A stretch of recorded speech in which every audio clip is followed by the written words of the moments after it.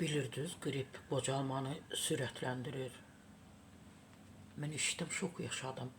Tez-tez qış ayında qripə yoluxmuruq. Elə insanlar var ki, yayda da qripə yoluxur, 10 gün, 15 gün. Məsələn, mənim özüm 15-20 gün yoluxuram. Demək, bu qocalığı sürətləndirir.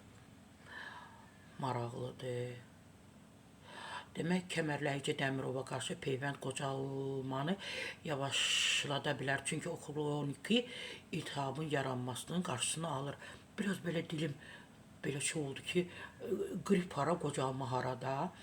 Təbii ki, istinad edirəm Milli.az-a. Onun məlumatına görə Hong Kong Şəhər Universiteti professoru, virusoloq Peter Litsky açıqlama verib.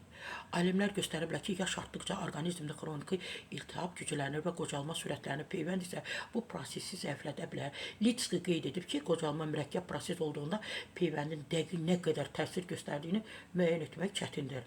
Araşdırmalara görə qrip peyvəndi və yaşlılarda qocalmaya kiçik ölçülə bilən təsir göstərə bilər. Lakin bunun ümumiləşdirilməsi nəticəsi hələ dəqiqləşdirilməyib.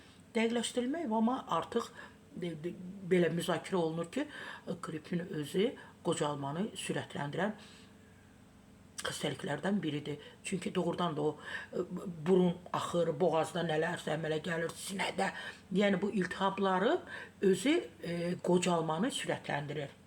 Çalışın, qrip olmayasınız. Sarı səfradan tövsiyə. Hörmətli qadınlar, ən çox qorxduğunuz sizdir qocalmadan. Qrip olmağa meyilli olmayın, çalışın olmayasınız. Qrip xəstəliyinə yoluxmayasınız. Xəstəlik qocalmanı sürətləndirir.